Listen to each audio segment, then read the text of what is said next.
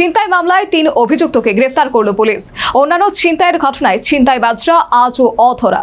রাজধানী আগরতলায় নিরাপত্তা নিয়ে বাড়ছে উদ্বেগ।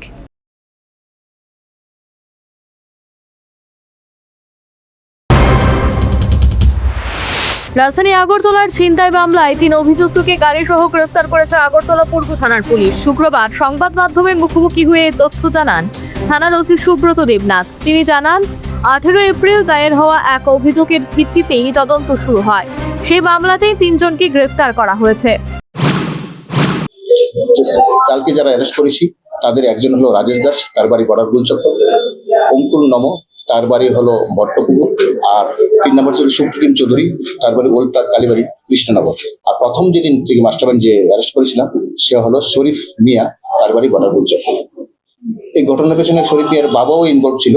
সে গাড়িটা নিয়ে তাদেরকে ইউজ করাতো, সেই গাড়িটা। তার জন্য তার বাবাকে আমরা অ্যারেস্ট করেছি। তার বাবা এখনো জেসিতে এবং শরীফ মিয়া এখন জেসিতে আছে।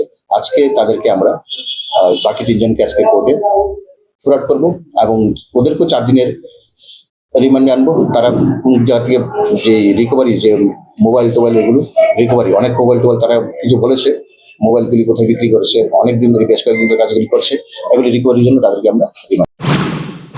আরো জানান, একই ঘটনায় আগেও 2 জনকে গ্রেফতার করা হয়েছিল, অর্থাৎ মোট 5 জন অভিযুক্তকে এই মামলায় গ্রেফতার করা হয়েছে বলেও তিনি সাংবাদিকদের জানান। একটা ব্যক্তি আমাদের কাছে কমপ্লেন করেছিল, তাকে আনন্দময়ী আশ্রম থেকে তাকে ফোর্সফুলি একটা গাড়ি, ওয়াগনার গাড়ি, যে গাড়িটার নাম ওয়াগনার গাড়ি 0606, সাদা গাড়ি, ওই গাড়িতে ফোর্সফুলি উঠিয়ে নিয়েছে। উঠিয়ে নিয়ে তাকে গাড়িতে মারধর করেছে, ছুরি দেখিয়ে। তার কাছ থেকে টাকা ছিনতাই করেছিল এবং তার মোবাইলটাও ছিনতাই করেছে। সেই অভিযোগের ভিত্তিতে আমরা কেস রেজিস্ট্রেশন করি এবং গাড়ি নাম্বারটা তারা সে অভিযোগ বলতে পারেনি। আমরা পরে স্মার্ট সিটি ক্যামেরার হেল্প নিয়ে আমরা গাড়িটাকে আইডেন্টিফাই করি, গাড়িটাকে ডিটেন করি। প্রথমে আমরা গাড়ির যে চালক ছিল ওকে জিজ্ঞেস করে আমরা বিয়ে করেছি যে সেই আসামি। তারপর তাকে আমরা রিমান্ডে এনেছি। রিমান্ডে 4 দিনের রিমান্ডে আমরা তাকে স্ট্রং ইন্টারভিউশন করেছি। সে তার সাথে বাকি আরো 3 জন যে ছিল তাদের নামগুলো সে ডিসক্লোজ করেছে। ধৃতদের জিজ্ঞাসাবাদ করে আরো তথ্য সংগ্রহের চেষ্টা চলছে। ব্যবহৃত গাড়িটিও বাজেয়াপ্ত করা হয়েছে। তবে একটি মামলায় সাফল্য এলেও শহরের সার্বিক আইন শৃঙ্খলা নিয়ে প্রশ্ন থেকেই যাচ্ছে। আগরতলায় গত কয়েক মাসে একাধিক ছিনতাইয়ের অভিযোগ সামনে এসেছে। বিশেষ করে রামনগর এলাকায় 2 ছিনতাইবাজ বাইকে এসে দুঃসাহসিকভাবে এক দোকানদারের গলার সোনার চেইন ছিনিয়ে নিয়ে পালানোর ঘটনা এখনো আলোচনায় রয়েছে। সেই ঘটনায় অভিযুক্তরা এখনো অধরা বলে স্থানীয়দের অভিযোগ। শুধু রামনগর নয়, শহরের বিভিন্ন এলাকায় রাতের অন্ধকারে পথচারী এবং ব্যবসায়িকদের টার্গেট করে ছিনতাইয়ের ঘটনা ঘটেছে বলে অভিযোগ উঠেছে। অনেক ক্ষেত্রেই এখনো পুলিশের তদন্তের অগ্রগতি স্পষ্ট নয়। নাগরিকদের একাংশের প্রশ্ন, একটি মামলায় গ্রেফতারি অভিযান সফল হলেও বাকি ঘটনাগুলির কিনারা কবে হবে?